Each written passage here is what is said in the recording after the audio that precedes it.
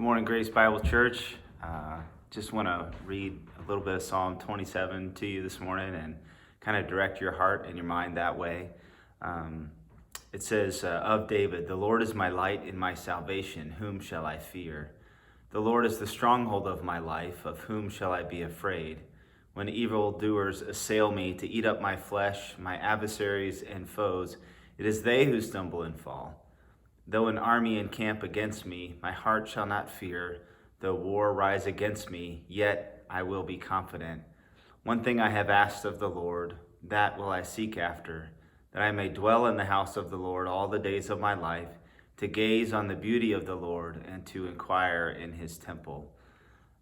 This is a passage that I preached on in seminary to a professor, and this passage is that professor's favorite passage. Just recently I heard him give a devotion on it, and it was wonderful. You can look it up. It's Carl Hargrove from Grace Community Church. But I just wanted to point out one thing to you. When David is surrounded by all of these troubles and trials, he says this. He says, "One thing I have asked of the Lord." Now, if you could ask God for one thing, what would it be? Well, some of us might say, well, to get back to work, to have life as usual, which is probably the same life we were complaining about 3 months ago, being too busy. Now it's not busy enough. Maybe to have all your bills paid, your mortgage paid off, something like that, all your children saved. But here, David asks this. He says that he wants to dwell in the house of the Lord all the days of his life. For David, he didn't have the privilege of going into the Holy of Holies and going into the inner courts of the temple like the high priest did. But David could worship.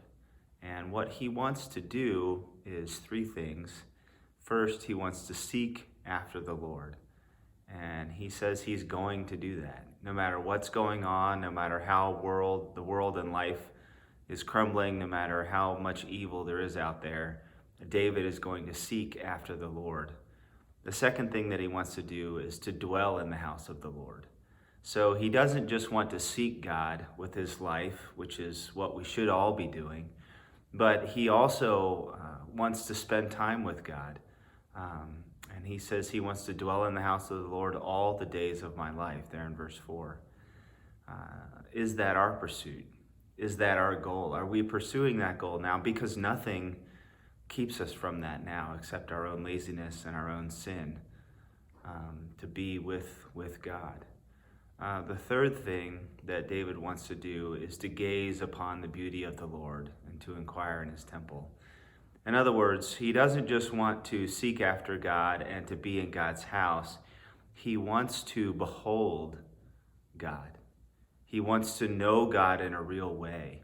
And he wants to consider who he is, his beauty, his majesty, his glory, because these things reveal God. They reveal who God is. And there's a lot of things even now competing for our time, the news being one of them.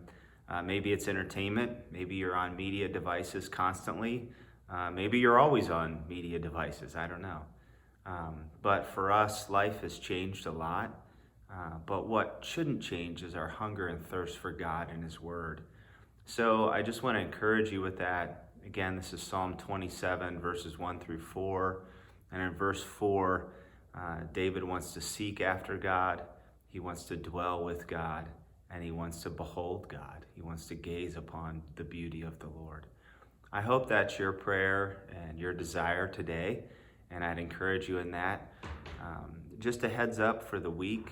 Each week we're going to have Wednesday night at 7, a prayer and praise. We're going to pre-record this until we can get all the live streaming worked out. So that's every single Wednesday night at 7 o'clock for the foreseeable future. Again, our services will be posted on Sundays at 10:30. So use this opportunity to invite your friends. They're at home. You know where they are. They can join in on these things and really see what church is about still from a theological perspective and why it is that we love and trust and serve God. So I pray this is good and beneficial for you, and I pray this is a blessing to you. This is in addition to the Zoom meetings and the prayer times. The men will have a Zoom meeting every Wednesday at 8 o'clock. Men, I hope you can all join in that. And ladies, they have various Zoom meetings and one-on-one prayer times scheduled as well. We love you guys and pray that your heart longs for the Lord. Thanks.